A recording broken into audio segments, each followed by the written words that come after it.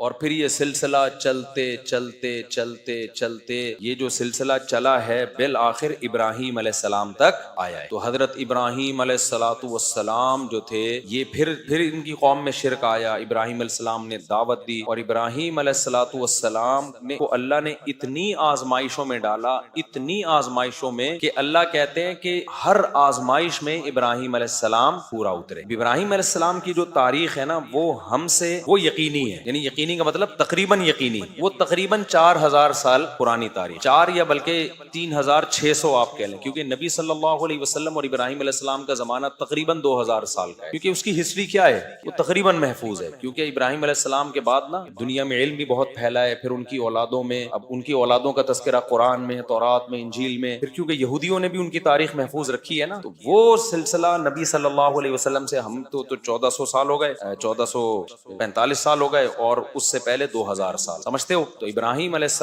السلام کے بھانجے ہیں حضرت لوط علیہ السلام، جو گئے تھے قوم لوط، جن جو لڑکوں سے بدفعلی کرتی تھی وہ قوم، لوط علیہ السلام نے جا کے ان کو سمجھایا اور وہ قوم نہیں مانی تو اللہ نے پوری قوم کو پٹخ کے ہلاک کر دیا۔ تو لوط علیہ السلام تھے، پھر ابراہیم علیہ السلام کو اللہ نے بہت بڑی آزمائشوں میں ڈالا، تو ابراہیم علیہ السلام جب تمام آزمائشوں میں پورے اترے تو اللہ نے ابراہیم علیہ السلام کو جو خوشخبریاں دی ان میں ایک یہ کہ اب جتنے بھی پیغمبر آئیں گے وہ آپ کی اولاد میں ہوں گے، نبوت کو جاری کرے گا۔ اس لیے ابراہیم علیہ السلام کے 2 بیٹے، ایک اسماعیل علیہ السلام اور ایک اسحاق علیہ السلام۔ اسماعیل علیہ السلام حضرت ہاجرہ کی اولاد میں تھے، اور اسحاق علیہ السلام آپ کی پہلی زوجہ حضرت سارہ ان کی اولاد میں تھے۔ اچھا، یہ جو دوسری شادی حضرت سارہ نے ہی کروائی تھی حضرت ابراہیم علیہ السلام کی، لیکن پھر بڑی ٹینشن میں آئی تھی، وہ جب کروا تو دی لیکن کافی ٹینشن میں آئی تھی، تو اس سے پتہ چلتا ہے کہ یہ نیچرل ہے عورت کا سوکن کی وجہ سے ٹینشن لینا۔ تو ابراہیم علیہ السلام نے حضرت ہاجرہ کو رکھا کہاں؟ پھر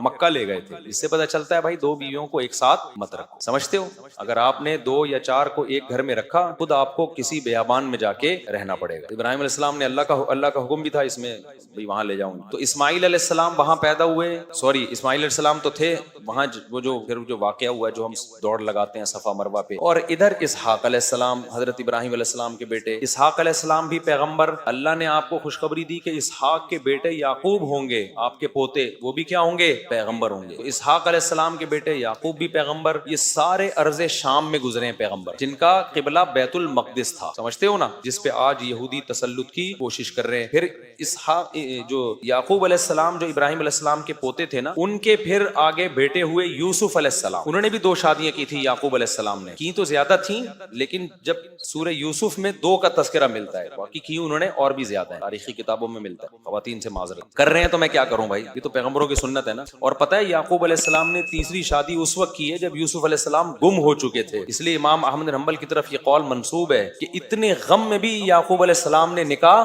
نہیں چھوڑا، اتنے غم میں بھی۔ تو یہ جو کام ہے نا شادی کرنا، اصل تو یہ کہ کرنا ہی ہے، یہ ٹینشن میں ہو، خوشیوں میں ہو، پیسہ ہے، غربت ہے، نہ کرنا کسی مجبوری سے ہوگا۔ تبھی قرآن نے کہا کہ اگر تم 2 3 کرو، اگر خوف ہو کے عدل نہیں کر سکتے پھر 1 کرو۔ تو اصل اسلام میں کیا ہے، خوش بہت ہوتے ہیں، ہمت ہے نہیں آپ لوگوں میں، ابھی سب دیکھو کیسے چہرے پہ خوشی آئی ہوئی ہے، کرنا کرانا کچھ بھی نہیں ہے۔ خیر، تو اب کیا ہوا، ادھر یعقوب علیہ السلام کے بیٹے یوسف علیہ السلام۔ اب یوسف علیہ السلام چونکہ گم گئے تھے تو مصر میں چلے گئے فروخت ہو کے، تو مصر میں پھر یوسف علیہ السلام کی حکومت قائم ہوئی، اور پھر یعقوب علیہ السلام بھی کہاں چلے گئے؟ جب آپ کے بیٹے مصر کے بادشاہ بنے ہیں کہ یعقوب علیہ السلام بھی کہاں چلے گئے؟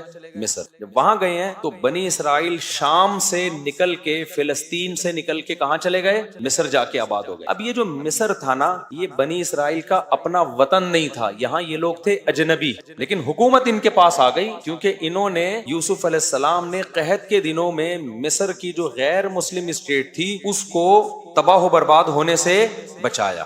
پہلے وزیر خزانہ لگے اس میں یوسف علیہ السلام، اور جب مصر کی حکومت پہ انہوں نے اتنی مدد کی تو پھر بادشاہ بھی وہی بن گئے۔ تو یوسف علیہ السلام کے دور تک تو معاملہ سیٹ چلتا رہا، لیکن جب آگے یوسف علیہ السلام کی اولادیں ہوئیں، یعقوب علیہ السلام کی اولادیں، یعقوب علیہ السلام کا لقب تھا اسرائیل، اسی وجہ سے یعقوب علیہ السلام کی آگے اولادوں کو کیا کہا جاتا ہے؟ بنی اسرائیل۔ تو بنی اسرائیل تھے مینورٹی میں، آہستہ آہستہ، آپ کو پتا ہے قوم پرستی دنیا میں ہر جگہ ہوتی ہے، تو جو مصر کے لوگ تھے وہ یہ نہیں دیکھتے تھے کہ ہمیں تباہی سے بچانے والے یہ لوگ ہیں، بلکہ وہ دیکھتے تھے یہ اقلیت میں ہیں، مسلم ہیں. اور آپ کو پتا ہے اسلام میں بے پناہ اٹریکشن ہے، جس میں اٹریکشن ہوتی ہے جیلیسی اسی سے ہوتی ہے کہ نہیں ہوتی؟ کیا ہو گیا بھائی؟ اٹریکشن جہاں ہوگی حسد بھی. تبھی دنیا میں جتنے لوگ ہیں نا وہ مسلمانوں سے اور اسلام سے جتنا جلتے ہیں کسی اور مذہب سے اتنا نہیں. ہندوستان میں دیکھ لو جتنا ظلم مسلمانوں پہ ہو رہا ہے کسی اور مذہب میں اقلیت والوں پہ نہیں ہو رہا. کیوں؟ ان کو پتا ہے ان کے پاس ایک سسٹم ہے، نماز ہے، روزہ ہے، زکوٰۃ ہے، حج ہے، فیملی سسٹم کا ایک طریقہ ہے، وراثت کے پورا ایک سسٹم ہے.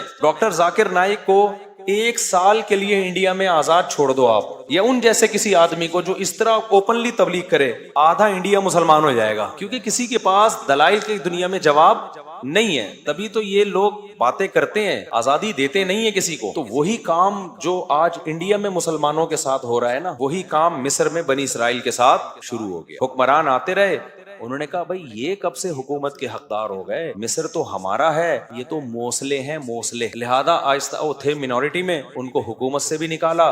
حکومت سے نکالنے کے بعد ان پہ ظلم کیا، بادشاہ مسلط ہوتے رہے. ہر مصر کے ہر بادشاہ کو فرعون کہا جاتا تھا، لقب تھا یہ. تو فرعون، مختلف قسم کے فرعون آتے رہے اور اقلیت میں ہونے کی وجہ سے ان پہ ظلم کرتے رہے. لیکن ان کو ایک کھٹکا لگا رہتا تھا، یار یہ ہیں حق پرست. جو حق پر ہوتا ہے نا اس میں ایک خاص طاقت ہوتی ہے جو اسے موٹیویٹ کرتی ہے. تو ظلم کرتے کرتے ان کو غلام بنا لیا. کافی طویل عرصہ بنی اسرائیل نے غلامی کی زندگی گزاری. اللہ تعالیٰ کو ترس آیا بنی اسرائیل پر، اور اللہ نے حضرت موسیٰ علیہ السلام کو بنی اسرائیل کی قیادت کے لیے پیدا کیا. اور کمال کر دیا کہ فرعون ہی کے گھر میں فرعون کے دشمن کو اللہ نے بڑا کر کے دنیا کو دکھا دیا کہ دنیا میں ہر ایک سے لڑا جا سکتا ہے، اللہ کی تدبیروں سے نہیں لڑا جا سکتا. وہیں پال کے دکھایا اللہ نے، جس سے تو ڈرتا ہے نا وہ تیرے ہی محل میں پلے گا. اور اس میں بڑی حکمت تھی کہ موسیٰ کو اس لیے بھی پالا جا رہا تھا کہ جس کو لیڈر بنایا جاتا ہے نا،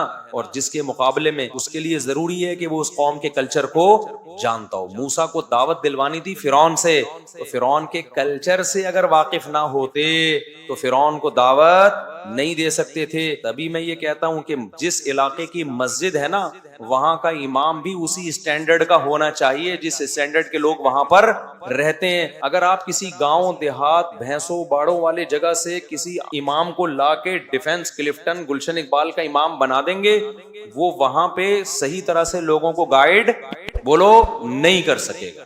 اس سے بڑے نقصان ہوتے ہیں. تو اس کو کچھ نہ کچھ ان کی مینٹل لیول میچ کرنا چاہیے، وہ ان کے لب و لہجے سے واقف ہو. تو موسیٰ سے دعوت دلوانی تھی کس کو؟ فرعون کو. تو اس لیے پلایا کس محل میں؟ فرعون ہی کے محل میں. وہ جا کے آنکھوں میں آنکھیں ڈال کے بات کر سکتے ہیں ان سے. تو اللہ تعالیٰ کیا فرماتے ہیں؟ ہاں اب کیا ہوا؟ موسیٰ علیہ السلام کے ذریعے پھر فرعون کی حکومت کا خاتمہ ہوا. سورہ طٰہٰ میں آج اس پر پورا بیان تھا، وہ ہم کسی اور وقت انشاءاللہ کریں گے. آج سورہ مریم کو ہم تھوڑا سا جلدی سے کرتے ہیں. تو فرعون کی حکومت کا موسیٰ علیہ السلام کے ذریعے خاتمہ ہو گیا، اور پھر پورا وہ حکومت دوبارہ کس کی آ گئی؟ بنی اسرائیل. پھر اللہ نے بنی اسرائیل کو حکم دیا کہ کچھ کام اللہ نے خود کر دیے جو تمہارے بس میں نہیں تھے. اچھا، موسیٰ علیہ السلام کو اللہ نے یہ نہیں کہا کہ فرعون کے خلاف بغاوت کرو، وجہ اس کی یہ تھی کہ اسلام بھی گراؤنڈ ریئلٹی کو دیکھتا ہے. بہت پاورفل حکومت تھی جو اپنے اوپر ظلم سہ رہی تھی، وہ ظلم کے خلاف آواز نہیں اٹھ کرتی، وہ بندوقیں توپیں لے کے فرعون کے محل پہ چڑھائی کیسے کرتی. گراؤنڈ ریئلٹی یہ تھی کہ بھائی ان سے لڑا نہیں جا سکتا. اس لیے صبر صبر صبر.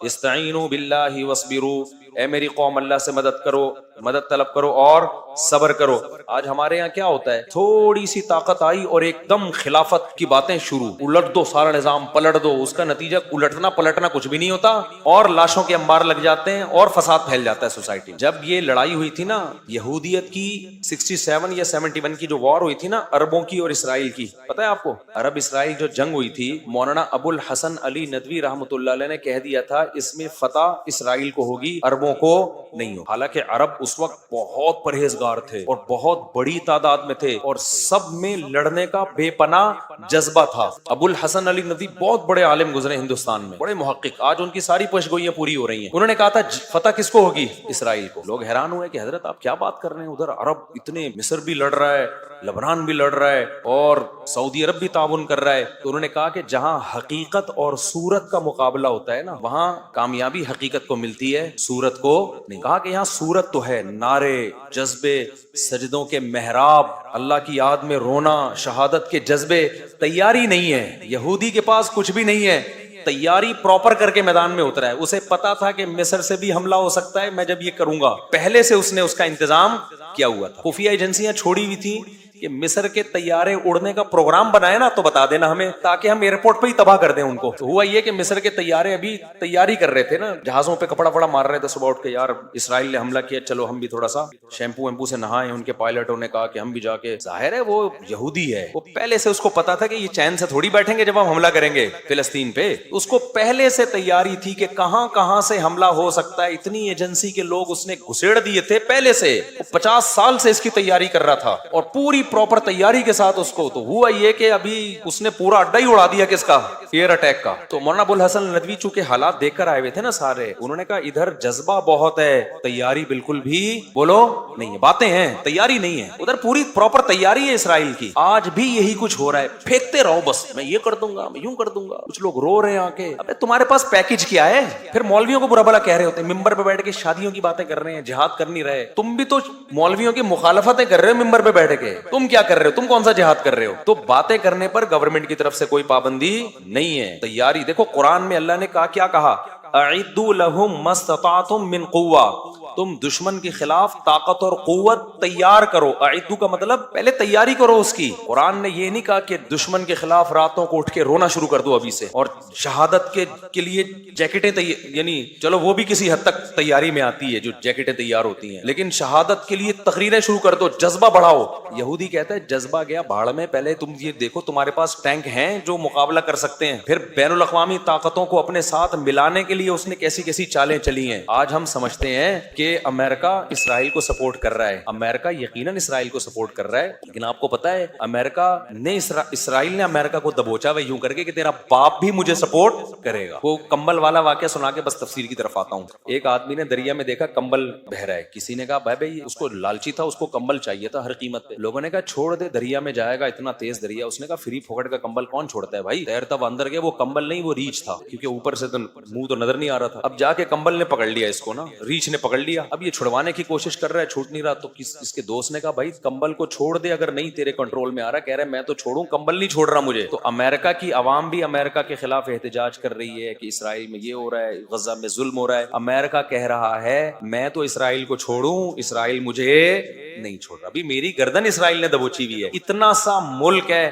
سازشیں کر کے نا پلاننگ کی ہے 100 سال پہلے کہ یار ہم منورٹی میں ہیں, بزنس اپنے قبضے میں لو. جتنی ملٹی نیشنل بڑی بڑی کمپنیاں ہیں ساری کس کی ہیں؟ زیادہ تر یہودیوں کی ہیں, زیادہ تر یہودیوں. ایسا جال بچھا ہے اور ہمارے پاس کوئی پلاننگ سرے سے نہیں. ہماری پلاننگ پتہ ہے کیا ہے, ایک دھماکہ اپنے ہی ملک میں اور کر دو خلافت کے نام پہ, تاکہ تھوڑا سا جو دم رہ گیا ہے نا وہ بھی کیا ہو, ختم ہو, تاکہ ہماری حکومتیں بھی انہی دھماکوں سے ہی نمٹتی رہیں. پھر ایک دھماکہ وہاں, ایک دھماکہ وہاں, ایک دھماکہ وہاں, ایک دھماکہ وہاں, وہ دھماکے بس. وہ کوئی پلاننگ نہیں ہے کہ اس کا رزلٹ کیا نکلے گا آگے جا کے. تو ہمارا ابو الحسن ندوی نے کہا تھا کہ جنگ اس میں اربوں کو, حالانکہ اس وقت کے عرب میں اور آج میں زمین اور آسمان کا فرق ہے. سمجھتے ہو افغانستان میں جب رشیا آیا ہے نا تو پوری دنیا نے مل کے مدد کی ہے افغانستان کی, پوری دنیا نے قربانی بے پناہ دی افغانوں نے. تو بہت زبردست ایک طریقے سے کام ہوا ہے. اس کے بعد جا کے روس کے پاؤں کھڑ کے ختم کیے. آج کیا ہو رہا ہے غزہ میں, کون مدد کر رہا ہے ان کی؟ یہاں سے ہم آٹے بھر کے بھیج رہے ہیں, پراٹھے بنا کے کھاؤ, وہ کیا کرے گا بیچارے. تو نہ ہونے سے یہ بھی غنیمت ہے, نہ ہونے سے یہ بھی ہے, یہ نہیں کہ آپ مدد کرنا چھوڑ دیں. تو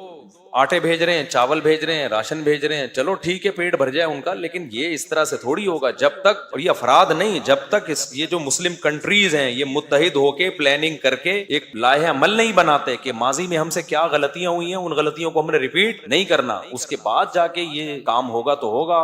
ورنہ بھائی یہ جو جس طرح سے ابھی چل رہا ہے نا, اللہ مدد کر دے تو دیکھو وہ تو پھر اللہ سے تو کوئی لڑ نہیں سکتا, وہ تو 313 کو 1000 پہ فتح عطا فرما سکتا ہے. اور ہمیں امید ہے انشاءاللہ, کیونکہ ان کی قربانیاں رنگ لائیں گی انشاءاللہ. تو کیونکہ احادیث سے تو ہمیں یہ پتہ چلتا ہے کہ یہودیت کا بیڑا غرق ہونے والا ہے آخری دور میں. جو ہے نا یہ جو یہودیوں کو عزت ملی ہے نا, یہ اصل میں یہ وہ اس عزت کی مثال ایسے, قرآن تو جگہ جگہ کہتا ہے ان کے لیے مقدر میں ذلت ہے. سوال پیدا ہوتا ہے ذلت ہے تو انہوں نے تو امریکہ کو دبوچا ہوا ہے. تو دیکھو ذلت کے لیے نا پہلے عزت ضروری ہوتی ہے. ہمیشہ عزت دار آدمی کو ذلیل کیا جاتا ہے, ذلیل پہلے سے مزید ذلیل نہیں ہوتا. تو اللہ یہودیوں کو بہت ساری قومیں مسلط ہوئی ہیں, ذلیل کرتی رہی ہیں. اس دفعہ اللہ کیا کر رہے ہیں کہ ایک دفعہ آخری تم عزت حاصل کر لو، اس کے بعد طبیعت سے تم کیا ہو گئے؟ ذلیل۔ ایک آدمی ایک محلے میں گیا نا، آ کے کہنے لگا شکر ہے میری عزت نہیں ہے اس محلے میں۔ لوگوں نے کہا کیوں؟ کہہ رہے میں یار ذلیل ہو جاتا اگر میری عزت ہوتی، عزت ہے ہی نہیں تو ذلیل بھی نہیں ہوا۔ تو لیکن ہمارے کوئی پروگرام نہیں ہے جو اسرائیل نے تیاری کی ہے، ہم اسباب کی دنیا سے غافل ہیں۔ ایسے تھوڑی ہوتا ہے۔ اللہ نے قرآن میں کیا کہا ہے کہ ان اللہ لا یغیر ما بقوم حتی یغیروا ما بانفسہم، اللہ نے کسی قوم کی حالت اس وقت تک چینج نہیں کی ہے جب تک وہ خود اپنے آپ کو چینج نہیں کرتے۔ تو ہم چینج ہی نہیں کرتے اپنے آپ کو، اور من حیث القوم چینج نہیں کرتے ہیں، باتیں پھینکتے رہیں گے۔ اسکالرز بھی آ کے نا اور تخریب کاری کر رہے ہیں خلافت اور جہاد کے نام پہ، وہ بھی کچھ نہیں کر رہے ہوتے۔ ہر تھوڑی دیر میں فیس بک پہ کلپ آ رہا ہے، یہ مولوی کچھ نہیں کر رہے، یہ مولوی یوں نہیں کر رہے، یہ مولوی تو کیا کر رہا ہے یار؟ تو بتانا بھائی، تم بھی تو بتاؤ کیا کر رہے ہو؟ تم بھی تو پھینک رہے ہو نا بیٹھے باتیں بیٹھ کے، کوئی پیکج دو۔ اس کی میں ایک مثال دیتا ہوں بس، یہ پھر آگے چلتا ہوں۔ ایک صاحب میرے پاس آئے، مجھے کہنے لگے میں نوجوانوں میں اتنا کام کرنا چاہ رہا ہوں، یہ کام بڑا زبردست۔ انہوں نے مجھے لگا کہ بس 5 سال میں پاکستان میں خلافت راشدہ کا دور قائم ہونے والا ہے۔ مجھے کہنے لگے کہ اب آپ نا ایک میرے چینل پہ ایک ریکارڈنگ کروا دیں کہ یہ بندہ اتنا کام کرنا چاہ رہے ہیں، اس کے ساتھ تعاون کریں، چندہ بندہ دیں، اس کا بڑا ویژن ہے۔ ابے میں نے کہا کچھ کام تو کر کے دکھا میرے بھائی، میں تیرے لیے چندے کا اعلان کروں، کروڑوں روپے لے کے تو مارکیٹ سے شارٹ، کچھ کام کر کے دکھاؤ، میں دیکھوں گا کہ 4 سال میں کیا آؤٹ پٹ آیا ہے، 5 سال میں کیا آؤٹ پٹ آیا، اس کا کیا رزلٹ نکلا۔ پروگرام شروع میں ہی وڑ تو نہیں گیا کہیں تمہارا؟ جو تھوڑا بہت پروگرام چل رہا ہے ایسا نہ وہ بھی وڑ جائے۔ 15 سال یا 10 سال پہلے وہ بندہ آیا تھا، 10 سال ہو گئے، کخ ایک کیل بھی نہیں ٹھوکی ہوگی کہیں جا کے نظام تبدیل کرنے کے لیے۔ تو آپ کچھ کرو نا، اگر کوئی پازیٹو کام کرتے ہو تو کیا ہے، ایک شاعر نے کہا ہے نا کہ لوگ شامل ہوتے رہیں گے، کارواں بنتا رہے گا۔ کام کرو، آپ خود پبلک دیکھے گی۔ تبلیغی جماعت 2 آدمیوں نے شروع کی تھی اور آج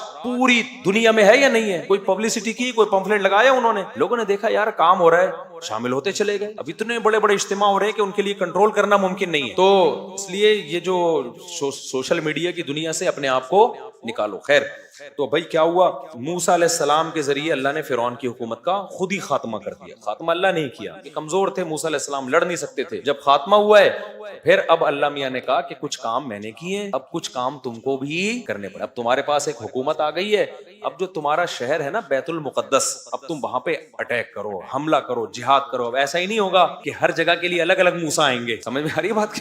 فلسطین میں ایک الگ موسیٰ بھیجوں گا میں جو بیت المقدس پہ قبضہ کرے گا۔ بھائی یہاں تو تم غلام تھے، تمہاری طاقت نہیں تھی، اب تو تمہیں ایک پاور مل گئی ہے نا، ایک اسٹیٹ مل گئی ہے، ریاست مل گئی ہے، اب کیا کرو؟ چلو جی۔ لیکن وہ اتنا عرصہ غلامی میں رہ رہ کے ڈھیٹ ہلے ہی نہیں، اور موسیٰ علیہ السلام سے کہنے لگے اذهب انت وربک فقاتلا انا هاهنا قاعدون۔ اے موسیٰ بہت طاقتور لوگ ہیں، اتنے لمبے لمبے قد ہیں، اپنی انٹیلیجنس بھیجی تھی انہوں نے، جا کے دیکھ کے آؤ، تھوڑے چھوٹے سائز کے ہوئے تو لڑ لیں گے، تھوڑا 6 فٹ سے اوپر کے ہوئے تو نہیں لڑیں گے۔ انہوں نے جا کے چٹا لے کے گئے، وہ لوگ نا بندے ناپ ناپ کے آئے، انہوں نے بولا بھائی بہت قومن جبارین، بڑے طاقتور لوگ ہیں، ہم ان سے نہیں لڑ سکتے۔ موسیٰ علیہ السلام کی قوم میں 2 لوگ تھے نیک لوگ، اللہ کہتے ہیں قال رجلان من الذین یخافون انعم اللہ علیہما، ہمارے حضرت اس آیت کو پڑھتے تھے اور کہتے تھے کیسے خوش قسمت لوگ تھے وہ۔ بنی اسرائیل میں کچھ نیک لوگوں میں 2 نے کہا جن پر اللہ کا انعام تھا، قرآن کہہ رہا ہے یخافون، اللہ سے ڈرتے تھے، انہوں نے کہا اے میری قوم جب اللہ کہہ رہا ہے لڑو، اس کا مطلب وہ مدد کرے گا۔ ایک ہوتا ہے نا آپ اپنی رائے سے لڑ رہے ہو تو اس میں رائے غلط بھی ہو سکتی ہے، صحیح بھی، لیکن جب اللہ کا حکم آ گیا اب تو غلط ہونے کا امکان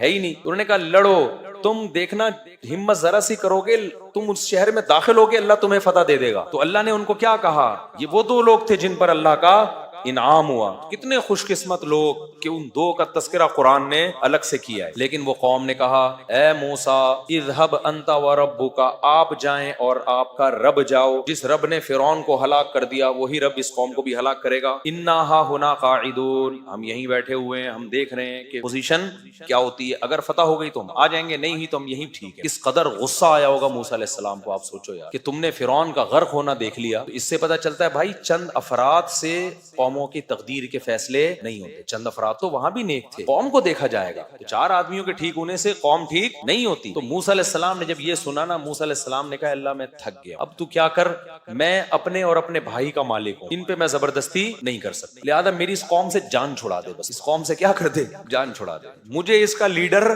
بننا ہی نہیں ہے، یہ غلط قوم جو ہے اس کا لیڈر مجھے بنا دیا گیا. آج یہودی اسرائیل کر رہا ہے اور کہہ رہا ہے کہ یہ ہمارا ہے. تم نے موسیٰ کو ستایا کتنا ہے. میں پہلے یہ تھوڑا مکمل کر لوں نا, پھر بتاؤں گا کہ آج یہ کیوں یہودی اتنا اچھل رہے ہیں. تو پھر کیا ہوا, 40 سال تک وہ اسی میدان میں بھٹکتے رہے. وہیں موسیٰ علیہ السلام کا انتقال ہوا, ہارون علیہ السلام کا انتقال ہوا, پھر انہی کے خادموں میں سے یا انہی کی اولادوں میں سے اللہ نے کسی کو نبوت دی. 40 سال کے بعد جا کے پھر ان پر وحی ہوئی کہ اب آپ جہاد کرو. تو پھر ان لوگوں نے جہاد کیا اور پھر اس جہاد کی برکت سے اللہ نے فتح عطا فرمائی. اور اسی میں قرآن کہتا ہے کہ ایک کمانڈر تھے, مجاہد تھے, کمانڈر بھی نہیں تھے.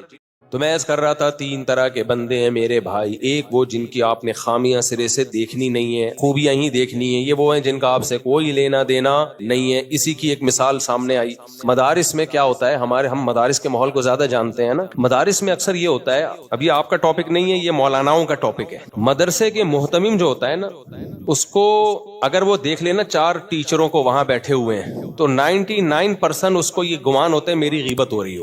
سمجھ رہے ہیں؟ بلکہ یہ تو اداروں میں بھی ہوتا ہے, صرف مدرسے میں نہیں ہوتا. 4 امپلائی بیٹھے ہوئے ہیں, چائے پی رہے ہیں. باس کو پتا ہوتا ہے کہ یہ کیا ہو رہا ہے, بولو میری غیبت. یہ کیا چل رہی ہے, بولتے کیوں نہیں, میری غیبت. ہر جگہ جس کے ہاتھ میں بھی کوئی مینجمنٹ ہے, کوئی انتظام ہے نا, تو ماتحتوں کا فرض ہے کہ اس میں کیڑے نکالیں. اس کے بغیر روٹی ہضم ہوتی نہیں ہے. یہ دنیا کا ایک اصول بن چکا ہے. یہ صرف ہم بہو ساس پہ نہیں ہے کہ بہو جہاں بیٹھی ہوگی ساس کی غیبت کر رہی ہوگی. یہ ساس ایک کردار ہے, کیریکٹر ہے. محتمم بھی ساس ہوتا ہے. یہ ساس صرف ساس نہیں ہوتی. جو مدرسے کا ناظم ہے وہ ماتحتوں کے لیے کیا ہے, ساس. اور یہ جتنے ماتحت ہیں, ٹیچرز, یہ سب اس کی کیا ہیں, بولتے کیوں نہیں, بہویں. کمیٹی کا صدر ساس ہوتا ہے اور نیچے ماتحت کیا ہوتے ہیں, بہویں. اور باقی سارے نمازی وہ بہوؤں کی بہویں. سب غیبتیں چل رہی ہوتی ہیں, سب وہ اس کی غیبت, وہ اس کی غیبت, وہ اس کی. ابے یہ کیا ہو رہا ہے, ابے یہ کیا ہو رہا ہے, یہ پنکھا اس پہ کیوں خرچہ کر دیا, یہ پنکھا کیوں لگا دیا, یہ اپنے باپ کے پیسوں سے لائے پنکھا, چندوں کے پیسوں سے لگا دیا, یہ کرسی کیوں لے لی, یہ کیوں بنا دیا, وہ کیوں بنا دیا, یہ ٹینک ادھر کیوں بنا دیا, ادھر کیوں نہیں بنایا. مدرسوں میں تو اتنا زیادہ ہوتا ہے کہ آپ کی سوچ, ہم تو مدرسوں میں رہے ہیں نا. یہ محتمم بڑی گاڑی میں کیوں جا رہا ہے, حالانکہ وہ گاڑی ہو سکتا ہے کسی دوست نے اس کو ویسے ہی لا کے دی. ابے یہ لگ رہا ہے چندے خود کھا رہے, بعض کھا بھی رہے ہوتے ہیں, اللہ کا بڑا فضل ہے الحمدللہ, ایسے لوگ بھی الحمدللہ موجود ہیں, لیکن سارے تو نہیں کھا رہے ہوتے نا. غیبت سب جگہ ہو رہی ہوتی ہے. اچھا, جو کھا رہے ہوتے ہیں ان کی ہوتی نہیں ہے غیبت, کیونکہ وہ کھلا بھی رہا ہوتا ہے. جس محتمم کی غیبت ہو رہی ہے نا, سمجھ لو یہ ایماندار ہے. جس کی نہیں ہو رہی نا, پورا مدرسہ بالکل سیٹ چل رہا ہے, سمجھ لو کھانچے نیچے تک جا رہے ہیں. سمجھتے ہو کہ ہم اتنے بیوقوف ہیں نہیں جتنا لوگ ہمیں سمجھتے ہیں. ہمیں سب پتا ہے ہو کیا رہا ہے مارکیٹ میں, دفتروں میں, یہ اسکولوں میں. جتنے ٹیچر ہیں اسکولوں میں کہیں جمع ہو, چائے پی رہے ہوں, تو سمجھ لو کہ ہیڈ ماسٹر کی غیبتیں چل رہی ہیں. کالج میں جہاں بھی سارے جو بھی فیکلٹی ممبرز ہیں جمع ہوتے ہیں نا, تو سمجھ لو کہ پرنسپل کی بولو غیبت چل رہی ہے. اور وہ غیبت کیا ہوتی ہے, وہ بھی میں آپ کو اسٹائل, جو جس اسٹائل میں چلتی ہے وہ اسٹائل میں بتا دیتا ہوں, تاکہ آپ کو یقین آ جائے کہ میں جھوٹ نہیں بول رہا, میں بالکل سچ بول رہا ہوں. وہ یہ چل رہی ہوتی ہے دفتروں میں, ابے اس کو دیکھو 2 ہفتے پہلے آیا ہے کہ تنخواہ ہم سے زیادہ, ہم یہاں 20 سال سے رگڑے لگا رہے ہیں. اور بھی ایسے الفاظ استعمال ہوتے ہیں جو کبھی چھاؤں میں آئیں تو میں آپ کو بتاؤں گا, وہ مسجد میں استعمال کرنے کے نہیں. یہ 20 سال, ہم 2 ہفتے پہلے آیا ہے, اس کو دیکھو اٹھائی گیری زیادہ کر رہے ہیں نا, اس کو تنخواہ زیادہ مل رہی ہے. ویٹ لفٹنگ کی قیمت ہے یہاں پہ.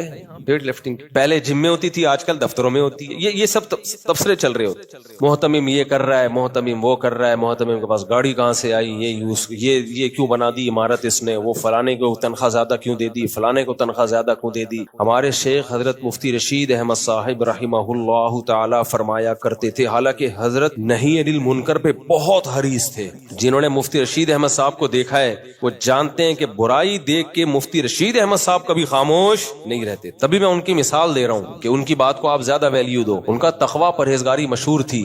وہ فرمایا کرتے تھے کہ کسی بھی ادارے میں جب آپ ہو, چاہے وہ مدرسہ ہو, چاہے وہ کمپنی ہو, چاہے وہ اسکول ہو, چاہے وہ کالج ہو, چاہے وہ مسجد ہو, کوئی بھی جب اجتماعی ادارہ ہوگا, اس میں سب سے پہلے اپنی پوزیشن دیکھو کہ میری پوزیشن کیا ہے, میرا کام کیا ہے, اور اس ادارے کو ٹھیک کرنے کبھی مت چلو.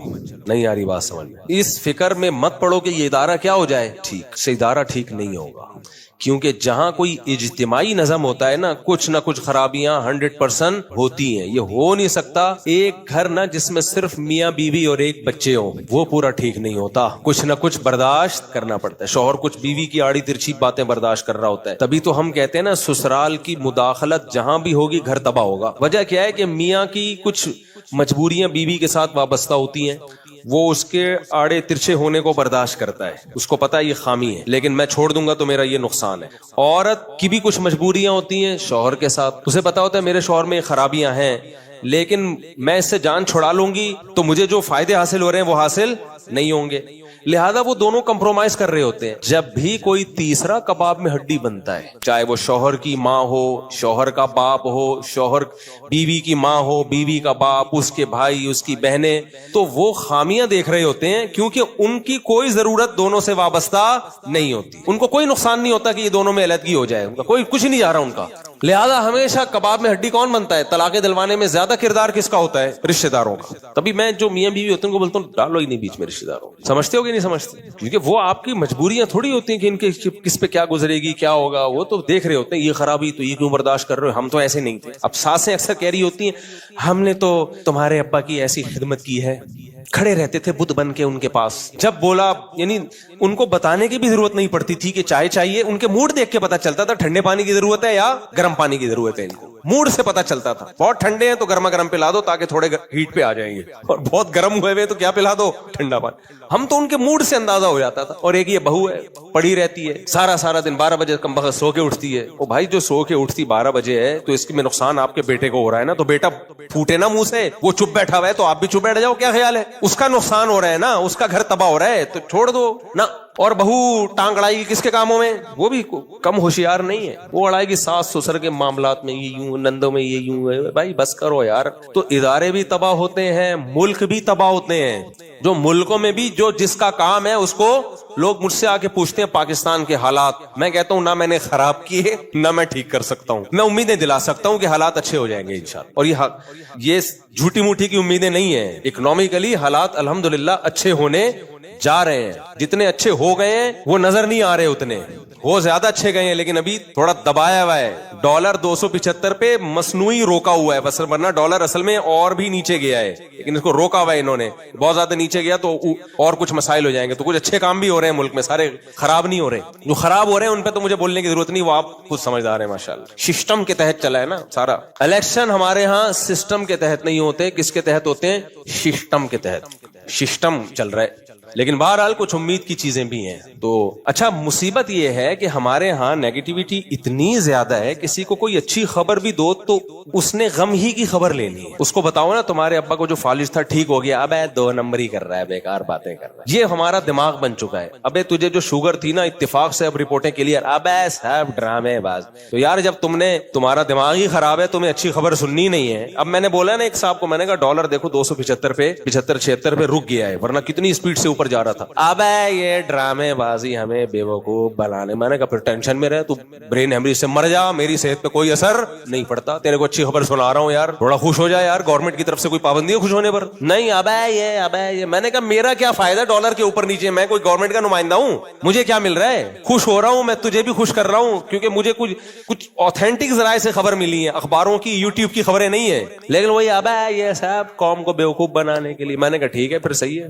بیوقوف بنانے کے لیے نا تو ڈالر خرید لے, پھر رکھ لے اپنے پاس, اور 1 مہینے بعد جب اوریجنل قیمت آئے گی نا 300 پہ ہو جائے گا, بیچ دینا. کرتے یہ نہیں ہے, یہ بالکل ایسا ہی ہے جیسے ہلال کمیٹی والوں کے بارے میں ایک صاحب نے, ابے 1 دن کا روزہ کھا گئے یار. میں نے کہا تو رکھ لینا, پھر کھا گئے. تو ایک دفعہ رمضان کا شعبان نا 30 کا ہو گیا, کہنے لگا ابے کھا گئے 1 دن کا روزہ. میں نے کہا تو کل رکھ لے بھائی. رکھتے بھی نہیں ہیں, کھا گئے تو رکھو نا یار. تو کچھ عادت ایسی پڑ گئی ہے منفی, اور اس میں بھی میں سمجھتا ہوں ہمارے حکمرانوں ہی کا کردار ہے, وہی ذمہ دار ہے. انہوں نے کیا کچھ ایسا ہے کہ اب لوگ اچھی خبر سننے کی, لوگ کہتے ہیں کہ یہ ڈرامہ ہو رہا ہے ہمارے ساتھ. کچھ نیگیٹیوٹی کی بہت ضرورت سے زیادہ پھیل گئی ہے. تو خیر, تو کیا کہہ رہا تھا یار میں, دائیں بائیں بیان تو دائیں میں بہت گھوم رہا ہوں میں. بات کیا چل رہی تھی؟ ہاں میں یہ عرض کر رہا تھا، دیکھو ہمارے حضرت مفتی رشید احمد صاحب بتایا کرتے تھے یہ ڈالر کی خبر سچی ہے، یہ جھوٹی نہیں ہے، ٹھیک؟ ہاں اگر گورنمنٹ کچھ اور ہی کچھ کلابازیاں ہو جائیں، کچھ اور ہی سسٹم آ جائے تو پھر ایک الگ بات ہے، کیونکہ بعض دفعہ ایک دم سیٹنگ پہ جاتے جاتے کچھ ہو جاتا ہے، لیکن ابھی تک کے حالات یہ ہیں کہ اکنامکلی پاکستان الحمدللہ گرو کر رہا ہے، وہ اچھی خبریں آ رہی ہیں، اور یہ گورنمنٹ کی خبریں صرف نہیں ہیں، یہ جو تاجر جو جن کی پوری ملک کی اکنامی پہ جن کی جو لگام ہے نا، جن کے ہاتھ میں، یہ ان کی، ہمارا اٹھنا بیٹھنا ہر ایک کے ساتھ ہوتا ہے، رکشے والوں کے ساتھ بھی ہوتا ہے، ٹماٹر والوں کے ساتھ بھی ہوتا ہے، بیچارے جو لوگ جوتے سیتے ہیں ان کے ساتھ بھی ہوتا ہے، اور بڑے بڑے ارب پتی تاجروں کے ساتھ بھی ہوتا ہے۔ تو صرف ایسا نہیں ہے کہ ہم درس قرآن ہی دیتے ہیں اور انڈا موڑ پہ ہی رہتے ہیں اور 4 شادیاں ہی کرتے ہیں، اس کے علاوہ ہمارا کوئی کام نہیں ہے۔ کبھی خوشبو لگا کے آپ اکیلے میں ملیں تو اس کے علاوہ بھی الحمدللہ بہت سارے کام ہیں، لیکن اس کے لیے ضروری ہے کہ خوشبو لگا کے آئیں، اور یہ بھی ضروری ہے کہ وہ خوشبو مجھے پسند بھی ہو، تاکہ میں اپنی مرضی سے آنے دوں نا اندر۔ آپ بولو گے آپ نے کہا تھا خوشبو لگا کے آؤ، ہم آ گئے، تو میں بھگاؤں گا کیسے؟ پھر تو میں بولوں گا یہ والی خوشبو نہیں کہا تھا میں نے۔ اچھا خیر، تو ادارے کو اگر آپ ٹھیک کرنے جائیں گے نا، کبھی بھی ٹھیک نہیں ہوگا۔ مفتی رشید احمد صاحب رحمہ اللہ تعالیٰ کہا کرتے تھے کہ کبھی بھی کسی ادارے کو ٹھیک کرنے کی فکر نہ کرو، چاہے وہ کنٹری ہو، پورا ٹھیک نہیں ہوگا۔ یورپ امریکہ پورے ٹھیک تھوڑی ہیں، بہت ساری گڑبڑیں وہاں بھی چل رہی ہیں۔ کوئی بھی اجتماعی نظام جہاں بھی ہوگا اس میں لازماً کچھ خامیاں ہوں گی، انہی خامیوں کے ساتھ اس سسٹم کو چلایا جائے گا، انہی خامیوں کے ساتھ۔ ہاں خامیاں زیادہ ہو جائیں اور خیر کم ہو جائے، یا وہ اپنے مقصد سے ہی ہٹ جائیں، پھر اس کو چھوڑ دو، پھر وہاں رہنا ہی جائز نہیں ہے۔ اب تبلیغی جماعت کا مقصد ہے دین کو دنیا میں پھیلانا۔ کچھ لوگ کہتے ہیں تبلیغ میں یہ فلانا ایسا ہو رہا ہے، یہ ڈمکانا ایسا ہو رہا ہے، بھائی ہو بھی رہا ہے، اجتماعی نظام ہے، کچھ خامیاں بھی ہو سکتی ہیں، لیکن جو ویژن ہے، جو مقصد ہے، اس کو تو فوکس کیا ہوا ہے نا، دین ہی پھیلا رہے ہیں نا، کوئی عیسائیت کی تبلیغ تو نہیں کر رہے۔ لیکن اگر کوئی ادارہ مقصد سے ہی ہٹ جائے، وہ دین کے علاوہ کچھ اور کسی کا ایجنٹ بن جائیں، کچھ اور ہی شروع کر دیں، بھائی پھر فوراً چھوڑ دو اس کو۔ تو میں یہ کر رہا تھا ہر جگہ ایسا ہوتا ہے، ہر جگہ اداروں میں محتمم کو نظر آئے گا 4 آدمی بیٹھے ہوئے، اس کو پتا ہے کس کی غیبت چل رہی ہے، محتمم ناظم کی غیبت چل رہی ہے، یہ ایسے، یہ یوں، یہ فلانا، یہ ڈمکانا۔ اچھا ہم لوگ حکمرانوں کی اس وقت تک تعریف کرتے ہیں جب تک وہ حاکم بنتے نہیں ہیں، جیسے ہی بن جاتے ہیں اسی دن سے برائیاں شروع، لاتے بھی ہم خود ہیں، کام بھی نہیں کرنے دیتے پھر ہم۔ تو اس میں کچھ برائیاں صحیح ہوتی ہیں لیکن بہت ساری برائیاں غلط بھی ہوتی ہیں، جو غلط انفارمیشن کی بیس پہ ہم کر رہے ہوتے ہیں وہ ٹھیک نہیں ہوتی۔ ہماری عادت ہے جب کسی سے دشمنی کرنی ہے تو اس کی ہر اچھی چیز کو بھی برا کرنا ہے، جب کسی سے دوستی کرنی ہے تو ہر بری چیز پہ بھی پردے ڈالنے ہیں۔ بھائی یہ نہ بناؤ، بار بار میں کہتا ہوں کسی سیاسی تنظیم سے جڑو، یہ آپ کا سیاسی حق ہے، لیکن اپنے سیاسی لیڈر کو امام مہدی مت بناؤ، پیغمبر کا درجہ مت دو، اس سے ڈپریشن نہیں ہوگی کبھی۔ ورنہ پتہ ہے کیا ہوگا، آپ نے اس کو باپ بنا لیا نا، اگر کوئی اس کے خلاف بولے گا آپ ڈپریشن میں جاؤ گے، پاگل جاؤ گے، کانپو گے، حالانکہ عین ممکن ہے وہ صحیح بول رہا ہو، عین ممکن ہے وہ صحیح بول رہا ہو۔ اور جو مخالف کی تعریف کرے گا آپ ڈپریشن میں جاؤ گے، حالانکہ عین ممکن ہے آپ کا مخالف غلط ہو لیکن یہ والی بات اس میں واقعی اچھی ہو۔ تو اتنا ایکسٹریم پہ جاتے کیوں ہیں یار؟ ہم پاگل ہیں؟ ہم نے دماغ اپنا فضول کھپانا ہے کیا؟ مر کے ختم ہو جانا ہے، تھوڑے دن کی اللہ نے زندگی دی ہے، ہمیں ڈپریشن میں ہم اس کو کھپا کے ختم کر دیں۔ میں نے ایک بیان کیا کہ اللہ کو ٹینشن پسند نہیں ہے، اس پہ کسی نے نیچے کمنٹس کیے کہ یعقوب علیہ السلام کیوں اتنی ٹینشنوں میں تھے۔ پھر دیکھو اللہ کو ٹینشن پسند نہیں ہے وہ جو آپ کی بنائی ہوئی ہے۔ اللہ کہتا ہے میں نے جو ٹینشن دینی ہے نا وہ اس کو برداشت کرو، اس پہ ثواب ملے گا۔ اپنی مرضی کی ٹینشنیں پالو گے اس پہ ثواب نہیں ملے گا، الٹا گناہ ملے گا اس پہ۔ دیکھو ایک بیماری آتی ہے اللہ کی طرف سے، یہ کس کی طرف سے ہے؟ اللہ کی طرف سے، اس میں آپ کے گناہ معاف ہوتے ہیں، آپ کے درجات بلند ہوتے ہیں۔ ایک بیماری ہوتی ہے آپ نے خود اپنے آپ کو چھورا مارا، زخمی کر دیا، زہر پی لیا آپ نے خودکشی کی نیت سے، یہ ٹینشن کس کی طرف سے ہے؟ یا آپ اس پہ تھوڑی ثواب ملتا ہے؟ تو یہ جو سیاسی لیڈروں کی ٹینشن ہم پالتے ہیں یہ اللہ کی طرف سے نہیں ہے۔ اللہ نے کب کہا کہ میں نے تو ان کو امام مہدی بنا کے بھیجا ہے اور یہ کوئی غلطی نہیں کر سکتے؟ تو آپ کی عقیدت ہے بھائی، آپ کی محبت ہے، اللہ نے نہیں کہا۔ اللہ نے ہمیں پیغمبر سے محبت کا کہا ہے، پیغمبر کے خلاف کوئی بولے ڈپریشن میں جائیں سمجھ میں آتا ہے، آپ کے ماں باپ کے خلاف کوئی بولے ڈپریشن میں جائیں بالکل جانا چاہیے، کیونکہ ان سے محبت کا اللہ نے ہمیں حکم دیا ہے۔ آپ کہہ سکتے ہو ہمارے سیاسی لیڈر فلاں اتنا نیک ہے، فلاں اتنا برا ہے، تو ان سے بھی تو بھائی یہ نیک آپ کو کیسے پتا چلا؟ آپ نے کیا زندگی ساتھ گزاری ہے؟ آپ نے نیوز دیکھ کے اندازہ لگایا تو اندازہ ہے، ٹھیک ہے، تو اندازوں پر اتنی بڑی عقیدت کی بنیادیں اور اتنی بڑی نفرتوں کی بنیادیں قائم نہیں کی جاتی، اندازوں کو اندازہ ہی رہنے دیا جاتا ہے۔ دیکھو امام ابو حنیفہ نے اجتہاد کیا نا، اجتہاد کر کے مسائل نکالے، بعض مسئلوں میں امام شافعی نے ان سے اختلاف کیا. حالانکہ ہمیں پتا ہوتا ہے اس میں امام ابو حنیفہ کی دلیل بہت مضبوط ہے. ہمیں اشکال ہوتا ہے کہ امام شافعی نے اس پہ اختلاف کیسے کر لیا, لیکن فقہ میں ایک اصول بتایا جاتا ہے کہ قطع نظر اس سے کہ اس کی دلیل مضبوط تھی یا نہیں تھی, جب امام شافعی نے اختلاف کر لیا تو اب وہ مسئلہ مجتہد فی ہے, مختلف فی ہے. اب اس میں ایک رائے میں یقینی فیصلہ درست نہیں ہے. کیوں؟ اتنے بڑے مجتہد ہیں بھائی, جب انہوں نے کر لیا اختلاف تو اس کا مطلب کچھ تو تھا نا. اب اس میں اتنا یقین سے کہنا کہ یہی صحیح ہے باقی سب غلط ہے, یہ طریقہ غلط ہوگا. اس لیے کہتے ہیں چاروں اماموں میں کسی مسئلے میں اختلاف ہو جائے تو بس وہ اختلاف ہی اس بات کی علامت ہے, اب اس میں یقینی رائے قائم کرنا درست نہیں ہے. تو وہ مجتہدین اتنے غور و فکر کے بعد رائے قائم کرتے تھے. اس کے بعد ہمیں حکم ہے کہ یہ عقیدہ رکھو کہ غلطی کا امکان ہے. تو اپنے سیاسی لیڈروں کے بارے میں ہم کہیں کہ اس میں ہماری رائے میں غلطی نہیں ہو سکتی, اس کا مطلب ہم اپنے آپ کو تو صحابہ تابعین سے بھی زیادہ آگے سمجھتے ہیں. پھر کیا خیال ہے بھائی؟ ہم نے یہ سمجھ لیا کہ ہم تو بہت بڑے فنٹر ہیں, تو اتنا بڑا فنٹر بنتے کیوں؟ تو خیر میں جلدی بات کو سمیٹ کے ختم کرتا ہوں. میں یہ عرض کر رہا تھا کہ 3 قسم کے لوگ ہیں. یہاں سے بات شروع ہوئی تھی نا ہماری. ایک وہ جن کا آپ سے کوئی لینا دینا نہیں ہے, نئے نئے لوگ بھی آتے ہیں نا تاکہ ان کو بیان سے لنک ہو جائے نا ان کا, جن سے آپ کا کوئی لینا دینا نہیں ہے. تو ان میں 99 خامیاں ہیں, خوبی ہے تو نظر کس پہ رکھنی ہے بھائی؟ حتیٰ کہ غیر مسلم میں مل رہا ہو تو اس کی یہ خوبی بھی نظر رکھو کہ آپ سے اچھے طریقے سے مل رہا ہے. اب ہم سے غیر مسلم جب ملتے ہیں تو ہم تھوڑی کہ ابے تو بتوں کی عبادت کرتا ہے, ابے تو یہ کرتا ہے. میں تو صرف یہ پازیٹیو چیز دیکھتا ہوں, یار یہ ہم سے مل رہا ہے, ایک مسلم اسکالر سے مل رہا ہے, یہ بھی خوبی ہے. شاید اسی کی برکت سے اللہ اس کو اسلام کی توفیق دے دے. اب ہم تو سب لوگ ہی جاننے لگے ہیں نا, تو جہازوں میں بہت دفعہ ہوتا ہے ایئر ہوسٹس سیلفی لے رہی ہوتی ہے. ابھی میں جا رہا تھا, میرے ساتھ ایک پائلٹ بیٹھے ہوئے تھے, ماشاءاللہ اتنی بڑی داڑھی ان کی. میں نے کہا پائلٹوں کی بھی داڑھی ہوتی ہے؟ انہوں نے کہا پائلٹ ایئر فورس میں آپ آؤ, آپ کو اتنے داڑھی والے پائلٹ ملیں گے. میں نے کہا کمال ہے یار. تو میں جا رہا تھا تو انہوں نے جب وہ ایئر ہوسٹس السلام علیکم 2-4 دفعہ اس نے کیا نا, تو انہوں نے کہا یار آپ کو کچھ عجیب سا محسوس نہیں ہوتا یہ جب اتنی سلام دعا ہو رہی ہے؟ میں نے کہا ہمارے محسوس ہونے کی حس ختم ہو گئی, یہ ان کو ہوتا ہے جن کو پہلی دفعہ کوئی سلام کر رہا ہوں. میں نے کہا میں اس کو یہ پازیٹیو لے کے جاتا ہوں کہ یہ بالکل لبرل قسم کی عورتیں ہوتی ہیں. اچھا بعض تو بتا رہی ہوتی ہیں کہ ہم کسی ایکٹر کے ساتھ بھی ہم نے کبھی سیلفی نہیں لی ہے. سیلفی لی ہے تو مولانا طارق جمیل صاحب کے ساتھ یا کوئی داڑھی والے مولانا آ گئے. تو اب بھائی اس کی 99 خامیوں کو میں نے کیا کرنا ہے کہ اس کی ڈریسنگ کیسی ہے, وہ سرو کر رہی ہے کیا؟ یہاں شریعت ہمیں کیا کہتی ہے, اس کی اس ایک خوبی کو دیکھو. ایک خوبی, یہ بھی تو خوبی ہے نا. تو کیا مل رہا ہے بھائی کسی مولانا کو سلام کر کے؟ اب نیگیٹو لے جانا چاہیں تو میں یوں کہہ سکتا ہوں نامحرم کو سلام کر کے اس کے جرائم میں اور زیادہ اضافہ ہو گیا ہے بھائی. اس کے لیے نامحرم کو سلام کرنا ہی اس کی جاب ہے, صحیح ہے. تو ایک مولانا کو جب اس نے سلام کر لیا تو اس کو نامحرم کو سلام نہیں کہا جائے گا, اس کو کہا جائے گا تھوڑی سی ایمان کی رمق الحمدللہ باقی ہے. لوگ مولاناؤں سے ڈرتے ہیں. میرے ساتھ ایئرپورٹ پہ ایسا ہوتا ہے کوئی خاتون آ رہی ہے مسئلہ پوچھتے ہوئے ڈر رہی ہے, سینگ نہ مار دیں مولانا صاحب.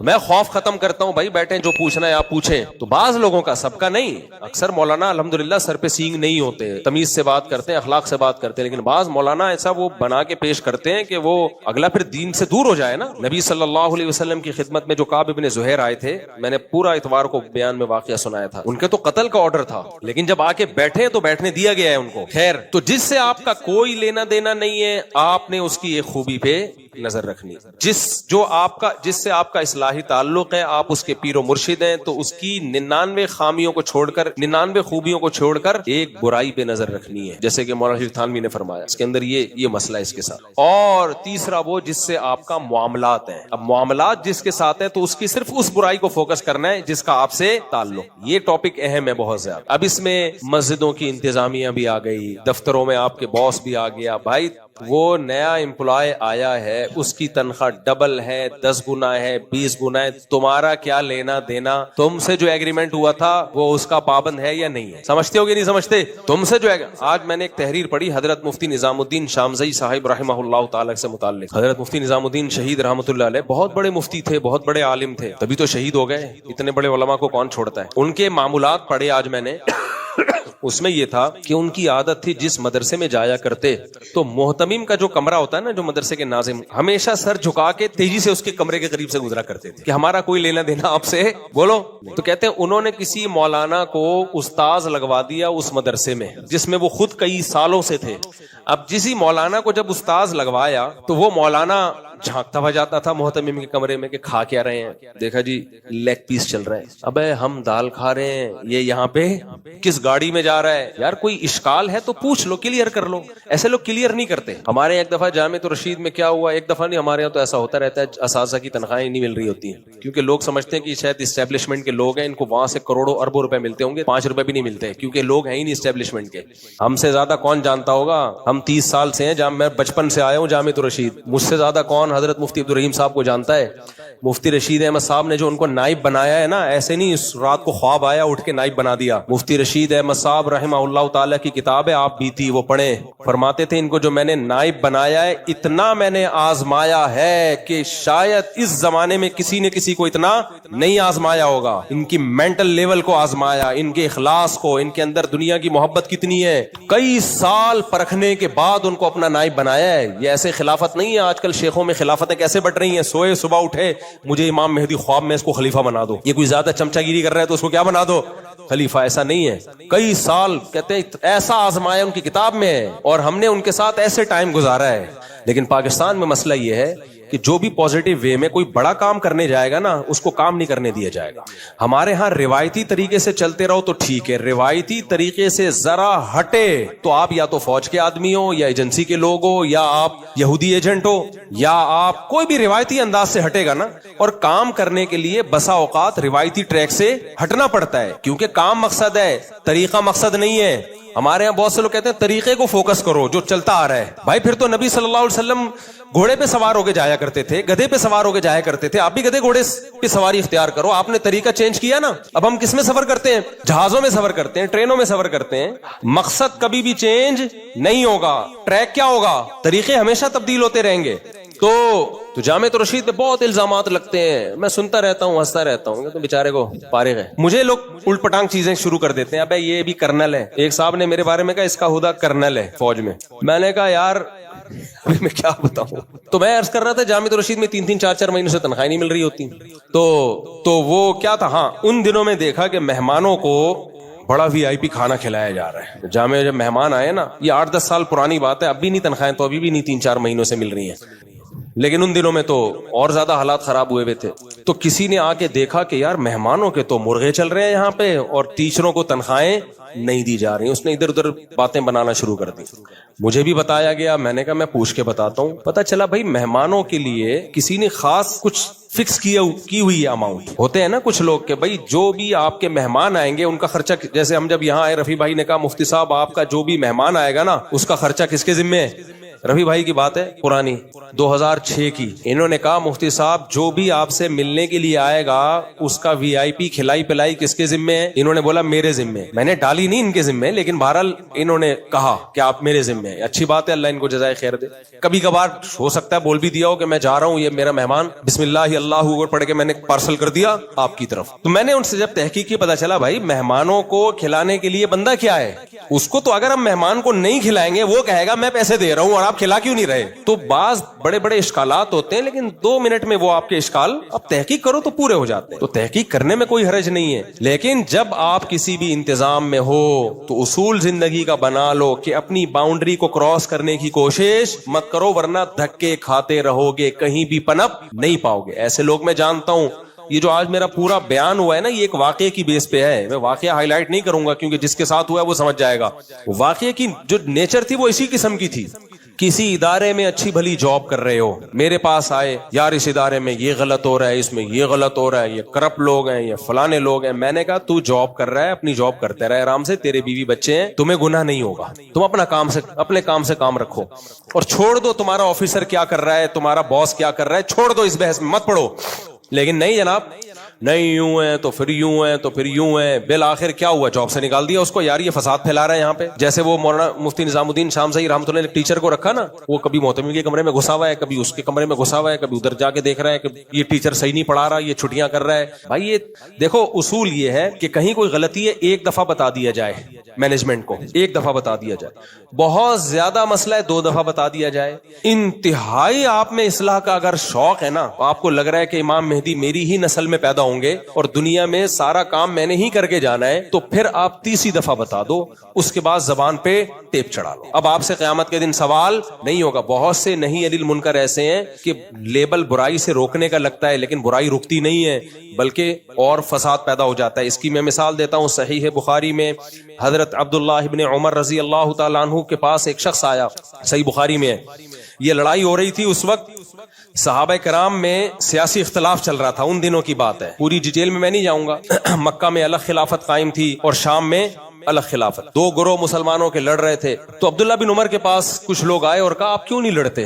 قرآن میں اللہ نے حکم دیا ہے کہ قاتلوہم حتی لا تکون فتنہ, لڑو تاکہ فتنہ ختم ہو جائے, آپ بھی لڑیں. عبداللہ بن عمر نے کیا, کس کے بیٹے تھے؟ عمر بن خطاب کے. کیا پیارا جواب دیا, فرمایا قاتلنا حتی لم تکن فتنہ وقاتلتم حتی تکون فتنہ. فرمایا جب یہ نبی کے دور میں ہم لڑے تھے اور فتنہ ہم نے ختم کر دیا تھا, تم لڑ رہے ہو فتنہ بڑھا رہے ہو. نہیں آئی بات سمجھ میں؟ کہا جو فتنہ ختم کرنے والی لڑائی تھی نا, جو جہاد تھا, وہ ہم کر چکے ہیں. اب یہ فتنہ ختم کرنے والی لڑائی نہیں ہے, جتنا لڑو گے فتنہ اتنا بڑھے گا کیونکہ مسلمانوں کی تلواریں چل رہی ہیں آپس میں.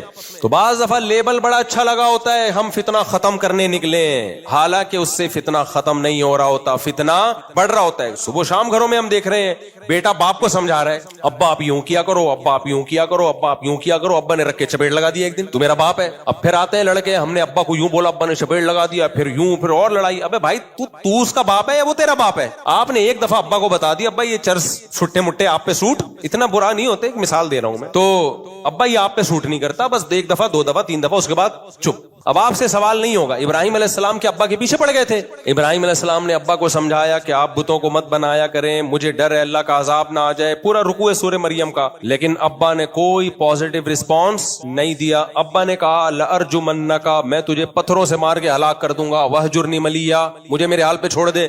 جب دیکھا نا بھائی یہاں تو کوئی امید نہیں ہے, اب یہ نہیں کہ پھر ابا نہیں, ابا بتوں کو چھوڑ دو, ابا جہنم میں جاؤ گے, میں نہیں چاہتا آپ جہنم میں جاؤ. بھائی اس سے وہ جہنم سے تو نہیں بچیں گے. آپ کی جو مشن ہے, آپ کی جو دعوت ہے, وہ ایک ابا پہ رہ کے بند ہو جائے گی, اس کے علاوہ آپ کچھ بھی نہیں کر سکیں گے. ابراہیم علیہ السلام نے دیکھا کہ جب یہاں دعوت کا فائدہ نہیں ہے تو چھوڑو, کہیں اور جا کے محنت کرو, ہجرت کی وہاں سے. ہمیں پیغمبروں کی سیرت سے بھی یہ ملتا ہے. سمجھ رہے ہو کہ نہیں سمجھ رہے؟ تو کہیں بھی آپ ہیں, آپ نے اپنی لمٹ کو کراس نہیں کرنا. تو وہ جو محتمم تھے نا, جو مفتی نظام الدین صاحب نے جس کو رکھا, وہ جو ٹیچر کو, تو وہ کبھی وہاں گھس رہا ہے, کبھی وہاں گھس رہا ہے. بالآخر لکھنے والے نے لکھا کہ 1 سال کے بعد حضرت مفتی صاحب نے آرڈر دیا اس کو نکال دو, یہاں یہ فساد ہے, یہ جہاں بھی جائے گا یہی کرے گا. جا کے کبھی اس کو دیکھے گا. کچھ محلے میں ایسے لوگ ہوتے ہیں, ہر محلے کے ہر گھر میں گھسے ہوئے ہوتے ہیں. وہ کس کے ہاں طلاق ہو رہی ہے, کس کے ہاں نکاح ہو رہا ہے, کس کی بچی گھر سے بھاگ رہی ہے, کس کی بہن سے کس سے تعلقات چل رہے ہیں, ساری نالج ہوتی ہے ان کو. کیونکہ اچھی بات نہیں ہے یہ. ہاں تو میں بتا رہا تھا کہ وہ جو نوجوان کا واقعہ نا, اب اس کو میں نے سمجھایا, میں نے کہا بھائی تو غلط ہو رہا ہے, صحیح ہو رہا ہے, چھوڑ, تو اپنی جاب کو فوکس کر, اپنے افسروں کو مت دیکھ. نہیں جناب, چھوڑ دی جاب چھوڑنے کے بعد بے روزگار ہو گئے, بے روزگار ہونے کے بعد ٹینشن میں گئے, ٹینشن میں جانے کے بعد بس کیا ہوا آگے چھوڑو, میں حذف کر رہا ہوں. تو کبھی بھی فسادی بن کے زندگی مت گزارو, ہمیشہ مصلح بن کے زندگی گزارو.